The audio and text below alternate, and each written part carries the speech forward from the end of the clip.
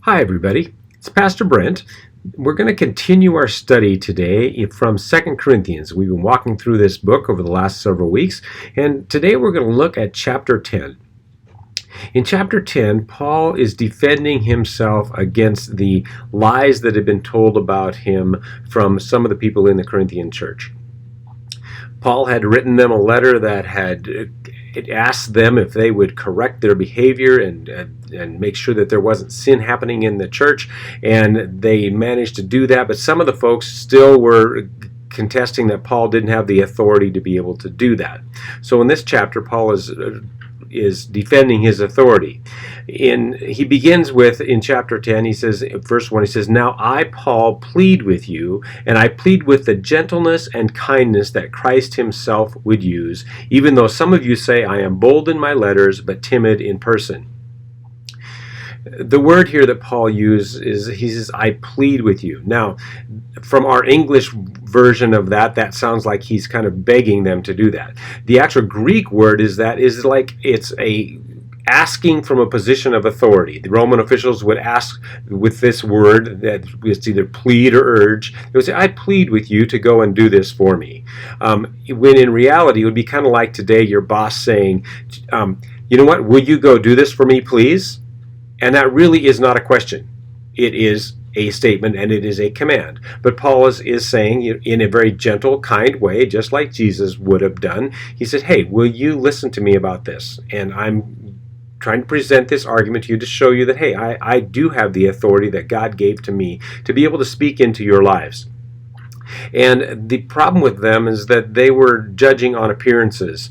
In verse 7, it says, "The trouble with you is that you make your decisions on the basis of appearance."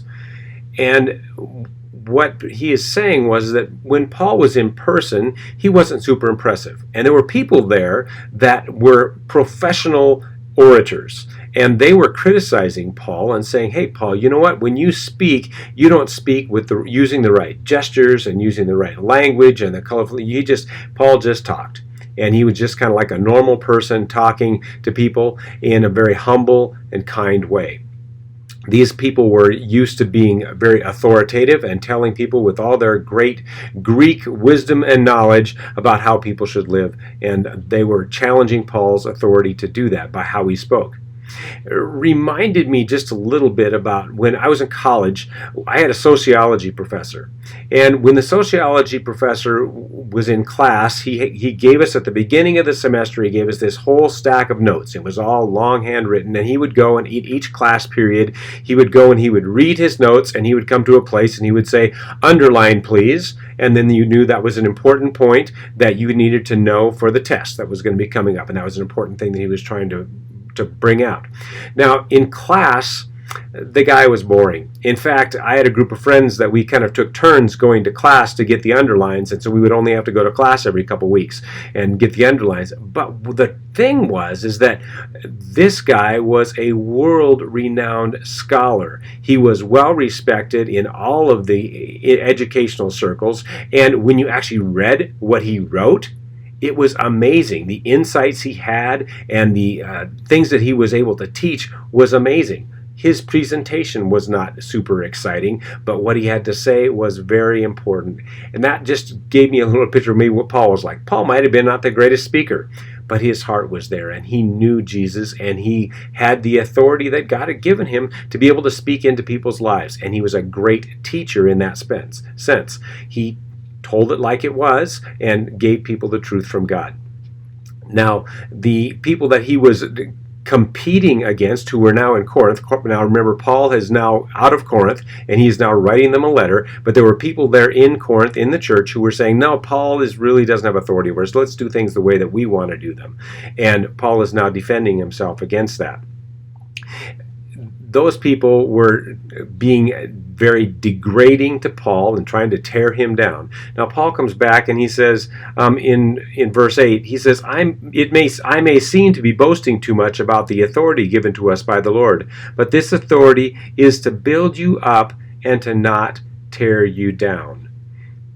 Paul is saying, you know what? I don't want to be tearing people down and degrading them by saying, hey, these guys are not really great. He's saying, you know what?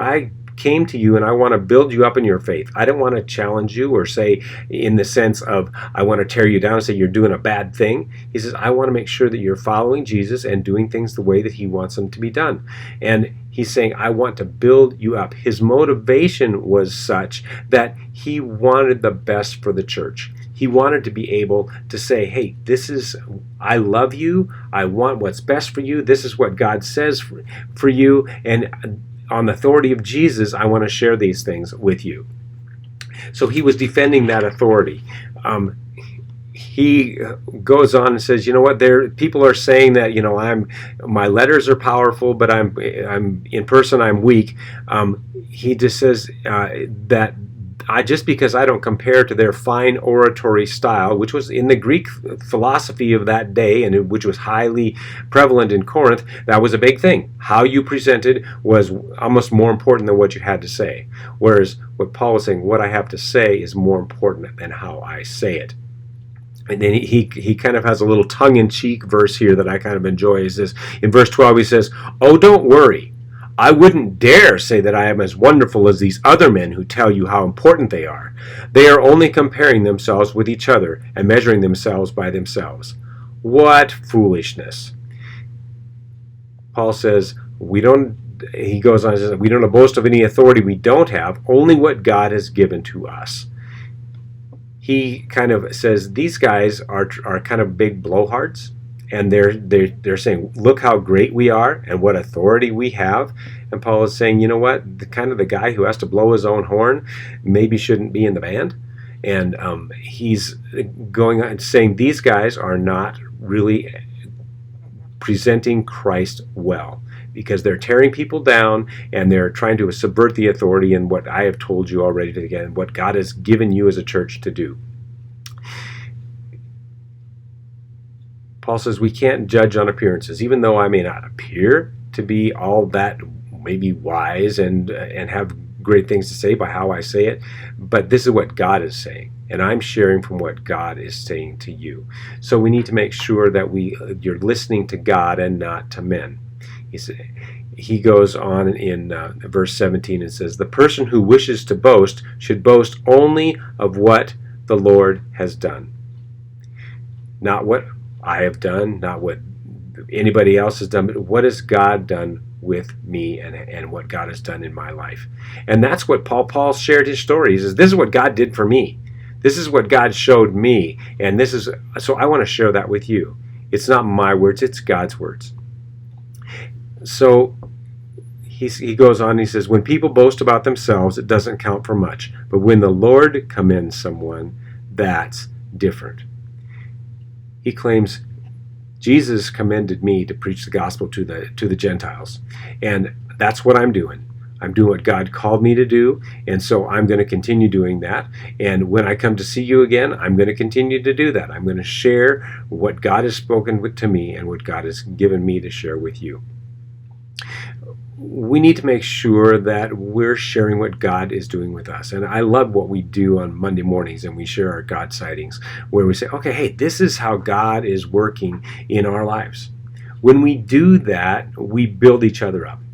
I find I'm always encouraged by hearing people's stories about, oh, look what God did in my life. And that's how we can build each other up. So as a group, we have the opportunity to be able to do that. We can build each other up by sharing what God is doing in our lives. Not our ideas or what we think so much, but what is God doing in our lives? And when we do that with each other and with people who don't know Jesus, and what we can share what God's doing in our life with them, and we maybe have to couch that in such a way that it's palatable, but we need to just be able to share with them, hey, God's real, because he's working in my life. And that's the most powerful witness that we can have to people, is sharing what God is doing for us. So that's our challenge. Share what God's doing for us, whether it be with our friends, our family, not necessarily the people in the grocery store line, but We can show God's love to them by caring about them, by being kind, by being loving, by being pleasant. And we can give God's grace to people and show God's grace by how we act towards people. So God calls us to be his witnesses. And that's how we do that. Sometimes we use words, sometimes we use actions, but whatever we do, we want to make sure that we're following Jesus and we're being a great example and an ambassador for him. And that's what we're called to do this week. We'll talk to you again soon.